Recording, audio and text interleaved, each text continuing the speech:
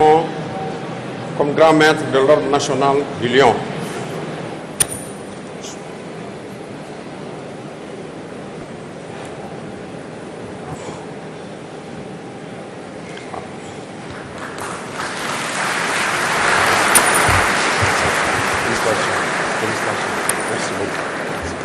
Mesdames et Messieurs, nous vous demandons de bien vouloir écouter le discours de Son Excellence, Monsieur le Président de la République.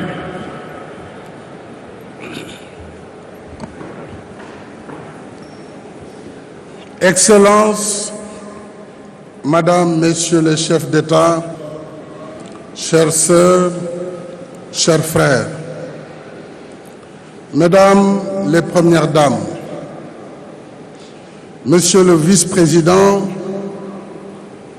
Mesdames, Messieurs les chefs de gouvernement,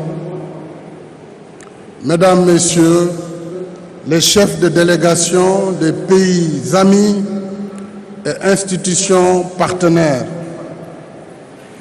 Monsieur le Président de l'Assemblée nationale du Sénégal, Monsieur le Premier ministre, Monsieur le Président du Haut Conseil des collectivités territoriales, Madame la Présidente du Conseil économique, social et environnemental, Monsieur le Président du Conseil constitutionnel, Madame, Messieurs les membres du Conseil constitutionnel, Mesdames, Messieurs les ministres d'État, Mesdames, Messieurs les ministres, Monsieur le Premier Président de la Cour suprême, Monsieur le Procureur général près la Cour suprême, Mesdames, Messieurs les membres du corps diplomatique, honorables députés, Mesdames, Messieurs les membres du Haut Conseil et du Conseil économique, social et environnemental, autorités administratives, territoriales, religieuses et coutumières, distingués hôtes, Mesdames et Messieurs, avant tout propos, je tiens à vous saluer, chers frères africains, et vous remercier chaleureusement pour l'amitié et l'honneur que vous nous faites en rehaussant cette cérémonie d'investiture de votre présence. Merci au président Denis Sassou Nguesso, au président Paul Kagame, au président Faure Gnassingbé, merci au président Mohamed Ould Abdelaziz, merci au président Alpha Condé, merci au président Mamadou Issoufou,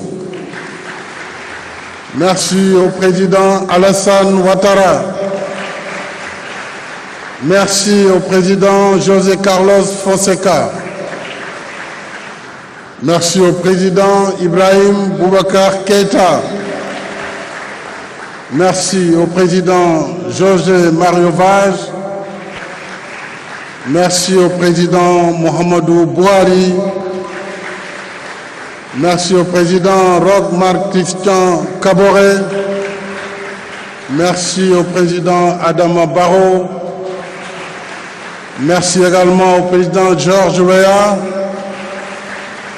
merci au président Julius Mada Bio, merci à Madame la Présidente d'Éthiopie, Madame Sahle Work Zaoudi, merci au président Andry Rajoelina de Madagascar et merci au président Félix Tshisekedi de la RDC. Je voudrais également remercier le Premier ministre du Gabon, le vice-président du Ghana, et je reviendrai tout à l'heure sur toutes les délégations étrangères ici présentes.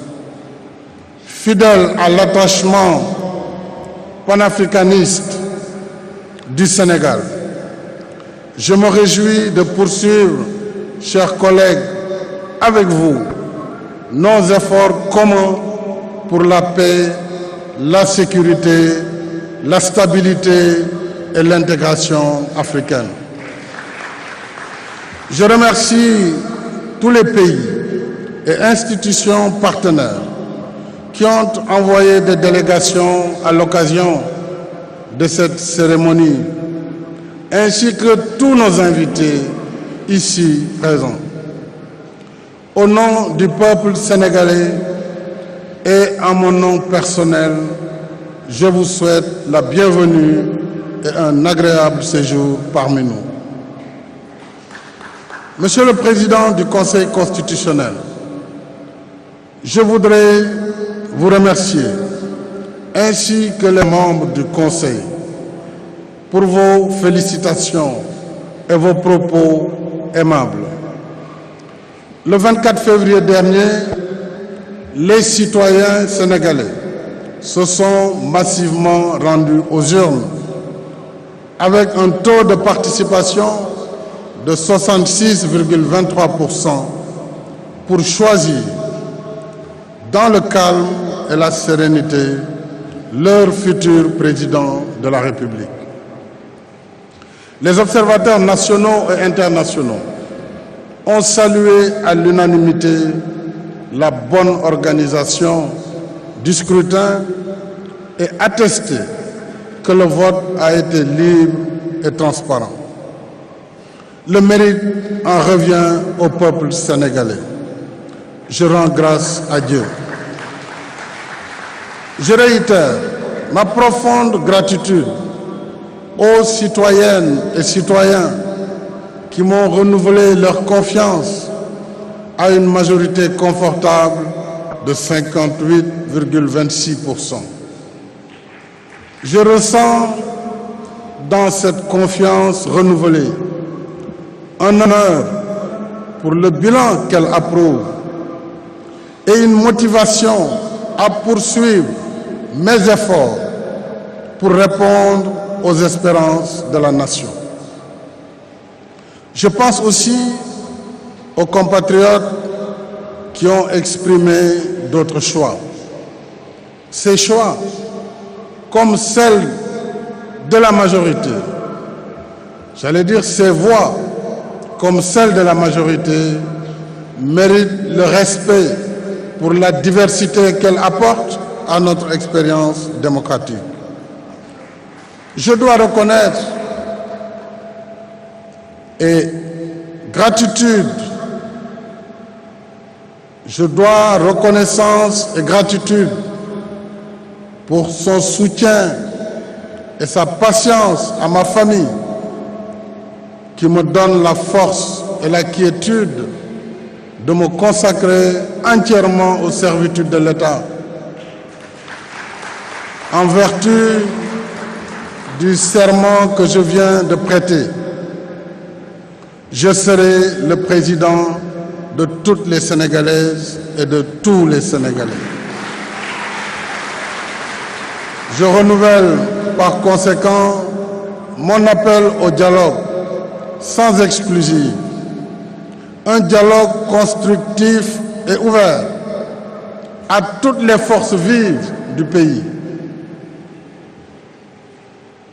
à toutes les forces politiques, aux forces économiques et sociales. À la tête de l'État, je mesure pleinement la responsabilité et la gravité de la charge.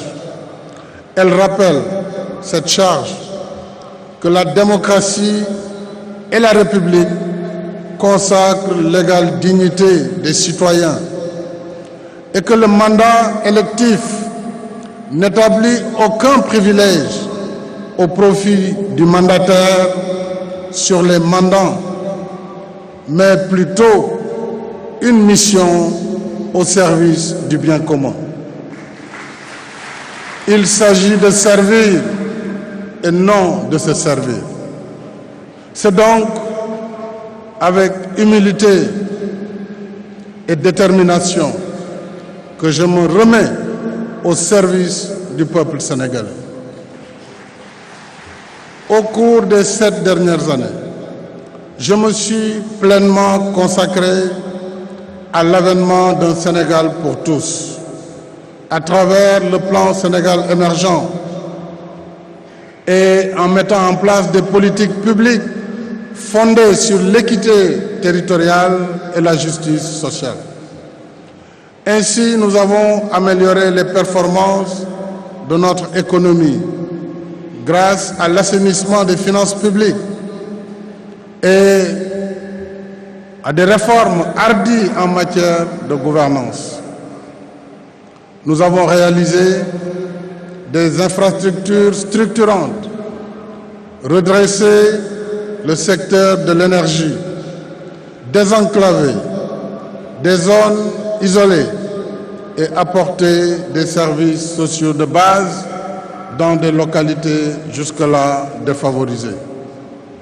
Nous avons élargi les cartes sanitaires, scolaires et universitaires de notre pays et amélioré la condition de l'enseignant et de l'étudiant. Nous avons amorcé le processus de modernisation de l'agriculture, de la pêche et de l'élevage. L'autosuffisance alimentaire est désormais à notre portée.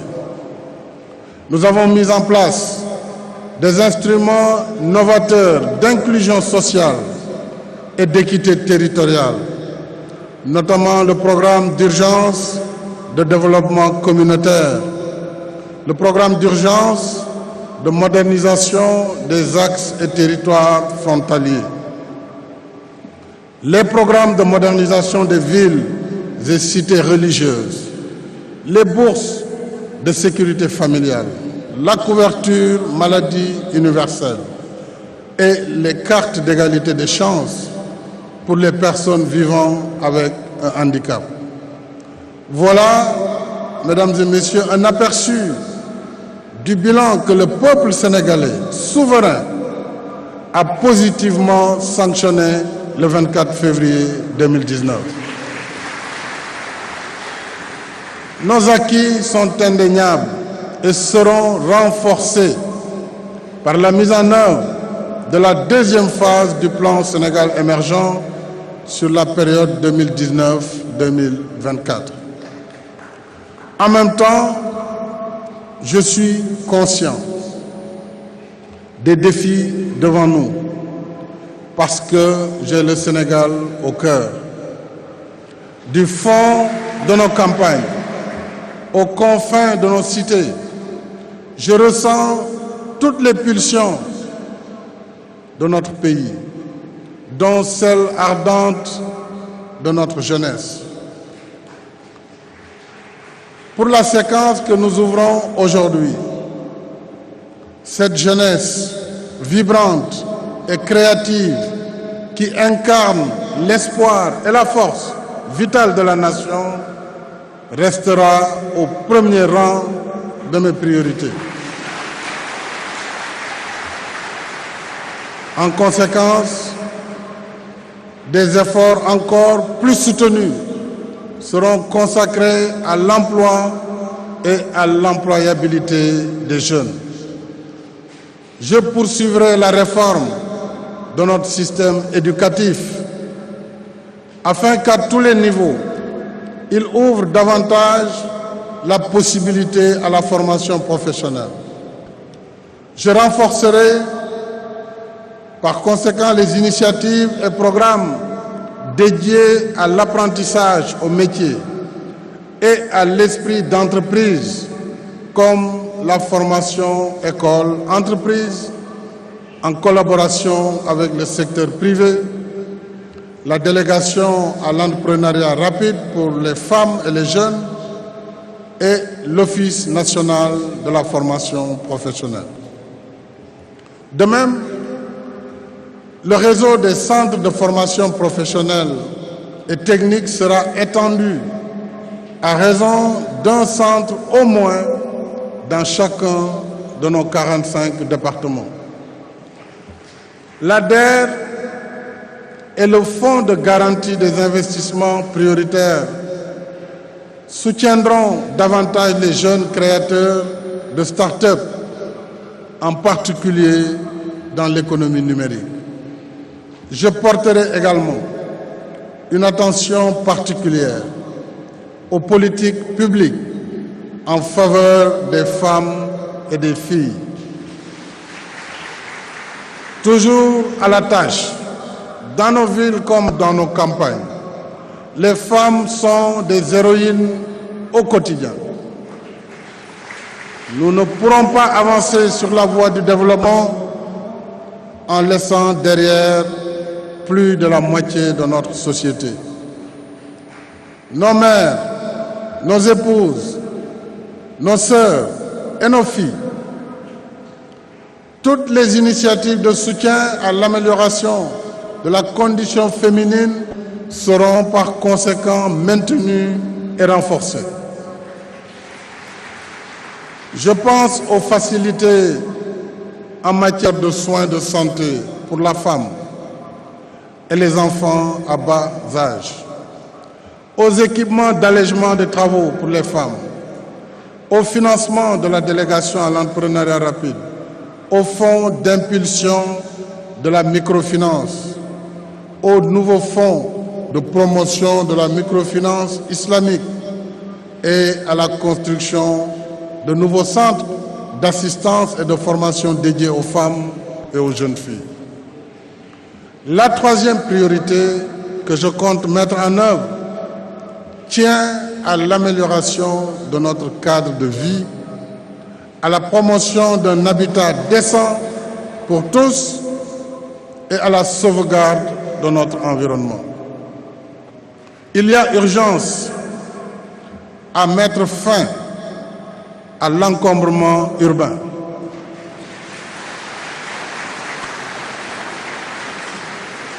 Il y a urgence à mettre fin à l'insalubrité, aux occupations illégales de l'espace public et aux constructions anarchiques dans des zones inondables comme le technopole de Dakar.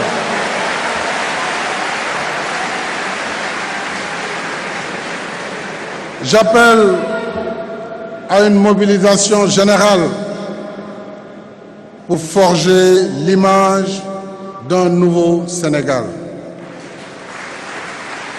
Un Sénégal plus propre dans ce quartier, plus propre dans ce village, plus propre dans ces villes.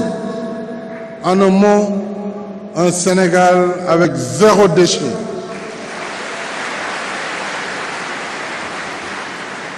Je ferai prendre sans délai des mesures vigoureuses dans ce sens. J'y engage aussi les autorités territoriales et locales, ainsi que les mouvements et associations de citoyens.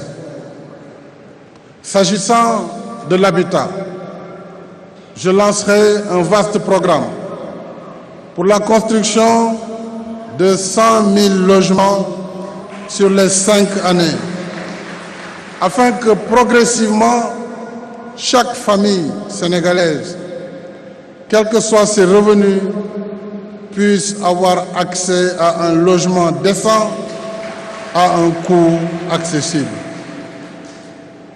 La protection de notre environnement reste un défi majeur de notre temps. J'ai initié le plan Sénégal émergent PSE vert pour consacrer plus d'efforts à la sauvegarde de notre écosystème par le reboisement massif et une plus ferme lutte contre la spéculation foncière et la déforestation, particulièrement une lutte sans merci contre la spéculation foncière dans les zones humides et celles à vocation agricole, notamment la zone des Niayes. Outre sa beauté naturelle, la zone des Niayes est un maillon essentiel de notre chaîne alimentaire. Elle contribue à nourrir la nation et à générer des recettes d'exportation. Je voudrais dire solennellement que je ne laisserai pas la frénésie de la spéculation foncière détruire cette zone d'intérêt vital pour les producteurs agricoles et pour la nation tout entière. Je veillerai personnellement à la protection des zones à vocation agricole sur l'étendue du territoire national.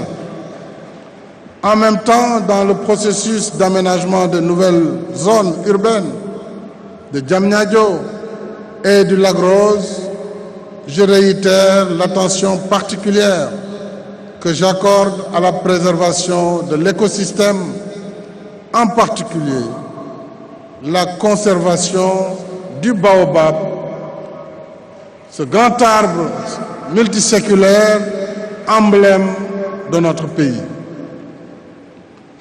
La réforme de l'administration est la quatrième priorité que je compte mettre en œuvre pour soutenir nos efforts vers l'émergence et le développement. Notre administration, ancienne et rompue à la tâche, est l'épine dorsale de l'État. Elle en assure la stabilité et la continuité au-delà des changements de gouvernement et de régime. Je sais, et je m'en félicite, qu'elle recèle des ressources humaines de qualité, dévouées corps et âme à la bonne marche du service public. Tout cela est appréciable. Mais nous pouvons faire mieux. Notre administration doit aujourd'hui épouser les réalités de son temps et s'adapter à ces missions devenues plus nombreuses, plus diversifiées, plus complexes et donc plus exigeantes.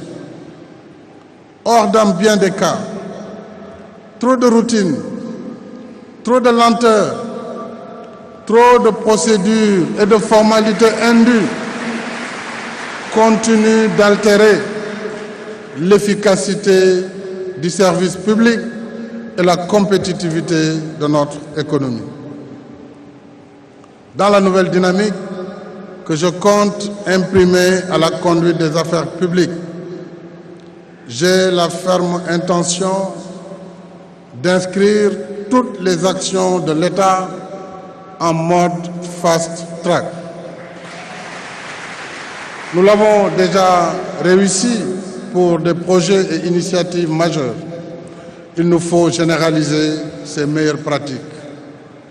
Quand on aspire à l'émergence et qu'on est tenu par l'impératif du résultat, l'urgence des tâches requiert qu'il faut accomplir avec diligence le travail qui nous attend. Ce qui doit être fait aujourd'hui ne peut être remis à demain. Voilà le cap que j'entends fixer aux équipes qui m'accompagneront dans ce nouvel élan de réforme transformative. En tant qu'usagers du service public, nous attendons tous de l'administration qu'elle soit plus accueillante à notre endroit, plus diligente dans son fonctionnement et plus performante dans ses résultats. J'engagerai donc des réformes sans tarder, visant à simplifier et à rationaliser nos structures, réformer nos textes là où c'est nécessaire et dématérialiser davantage nos procédures et formalités administratives. Dans la continuité du Forum national de l'administration tenu en avril 2016, il s'agit de moderniser davantage notre système administratif de façon à ce qu'il réponde mieux à ses missions régaliennes de service public et de développement. J'appelle donc chaque agent de l'administration à être un acteur et un partenaire de cette mutation qualitative. Dans le même esprit, je compte saisir l'Assemblée nationale afin qu'elle accompagne les changements dans la gouvernance de l'exécutif pour un meilleur suivi des politiques publiques. Pour ce chantier et pour d'autres, l'ardeur de la tâche ne doit jamais tempérer notre détermination à explorer de nouveaux horizons pour mener notre pays vers plus de progrès et de prospérité. Telle est la finalité que j'assigne à notre ambition collective de réaliser le Sénégal de tous, le Sénégal pour tous. Ensemble, mes chers compatriotes, ayons la confiance qui féconde l'action et le résultat. Ensemble, gardons à l'esprit que cette nation qui nous rassemble sous son ombre protectrice est beaucoup plus grande que la somme de toutes nos ambitions réunies. Ensemble, restons dans le temps de l'action et continuons notre marche résolue vers le Sénégal émergent. Ensemble, dans un monde de turbulences et d'incertitudes, restons fidèles aux générations passées et dignes des générations futures en maintenant notre cher pays dans les eaux calmes de la paix, de la stabilité et du développement solidaire et inclusif. Notre histoire commune nous le commande. Notre destin partagé nous le demande. Madame, Messieurs les chefs d'État, chefs de gouvernement, Messieurs les vice-présidents, Mesdames, Messieurs les chefs de délégation, Mesdames les premières dames, Mesdames et Messieurs, je vous remercie de votre aimable attention. Son Excellence, Monsieur le Président de la République, va maintenant recevoir successivement les félicitations de Madame la Première Dame, accompagnée des enfants du couple présidentiel, de leur Excellence, Madame et Messieurs les chefs d'État et de gouvernement, et enfin des chefs de délégation. Vous êtes priés de rester sur place.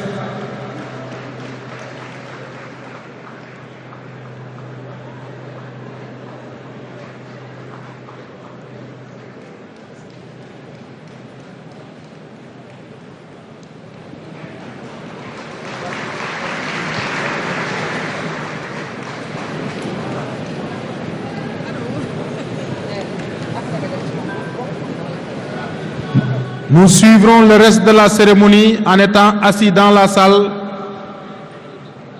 sur les écrans géants. Donc je vous prie de rester assis. La cérémonie n'est pas encore terminée.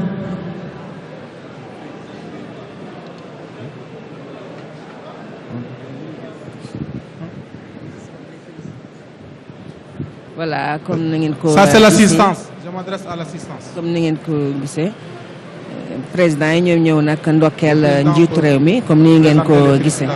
Monsieur le Président. Monsieur Paul Kagame, président du Rwanda. Monsieur Faure Gnassingbé.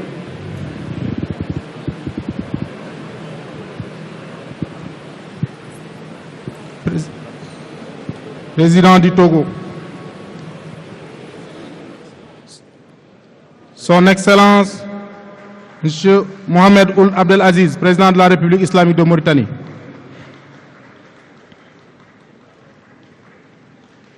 Son Excellence Alpha Condé, président de la République de Guinée.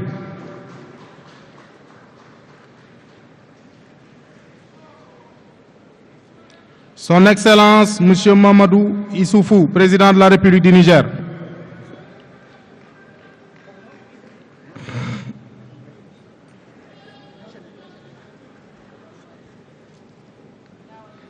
Son Excellence Monsieur Alassane Ouattara, président de la République de Côte d'Ivoire.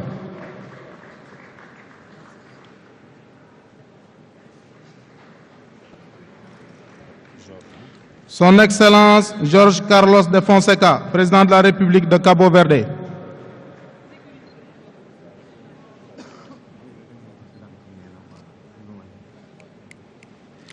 Son Excellence Monsieur Ibrahim Boubacar Keïta, président de la République du Mali. Madame Sissi, Madame Sissi.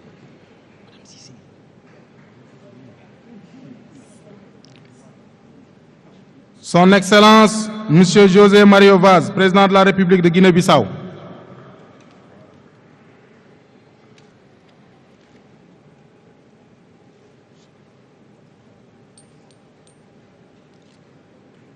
Son Excellence Monsieur Muhammadu Buhari, président de la République fédérale du Nigeria.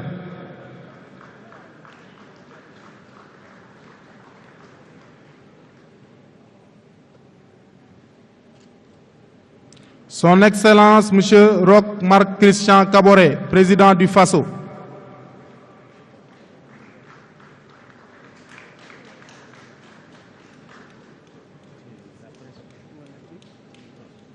Son Excellence Monsieur Adama Barrow, président de la République de Gambie.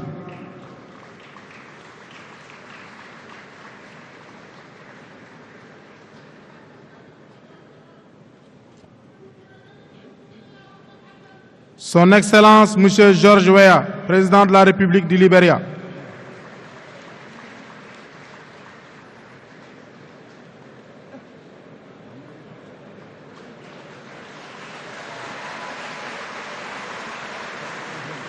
Son Excellence Monsieur Julius Maada Bio, président de la République de Sierra Leone.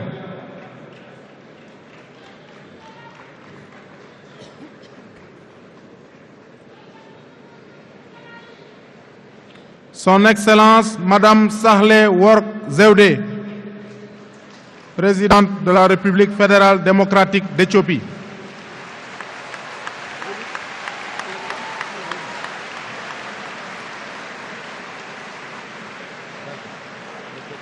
Son Excellence Monsieur André Rajoelina, président de la République de Madagascar.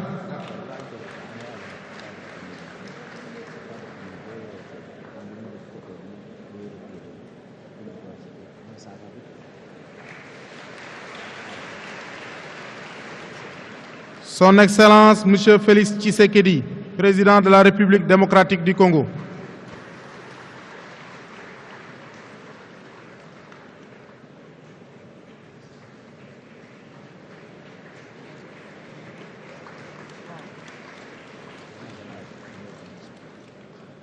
Son Excellence Monsieur Julien Ngoré Bekale, Premier ministre du Gabon.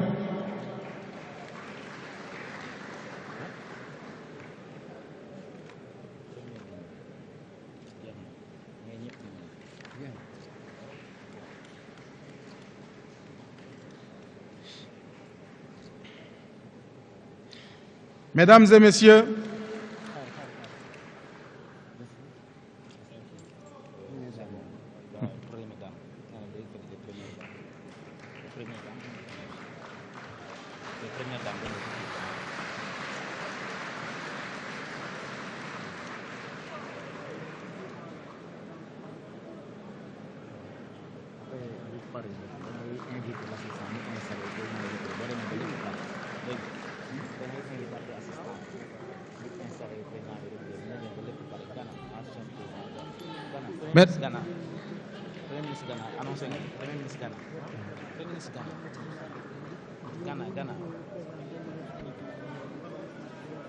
Mesdames et Messieurs,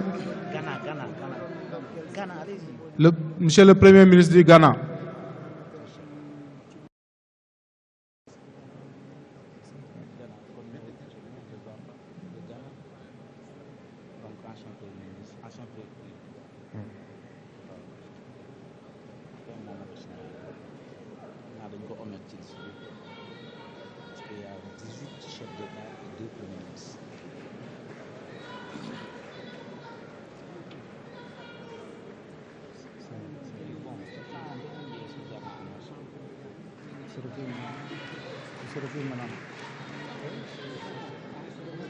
Mesdames et Messieurs, Son Excellence, Monsieur le Président de la République, chef suprême des armées, va se retirer pour recevoir les honneurs militaires qui lui seront rendus par un détachement interarmé.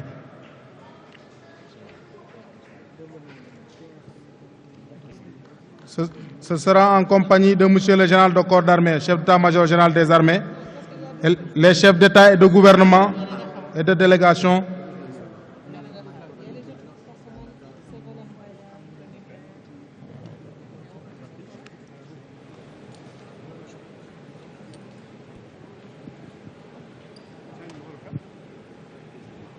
Les félicitations des chefs de délégation dans le salon avant de recevoir les honneurs des chefs de délégation dans le salon. Donc, Mesdames et Messieurs, le Président de la République va recevoir les félicitations des chefs de délégation dans les salons avant de passer en revue les troupes.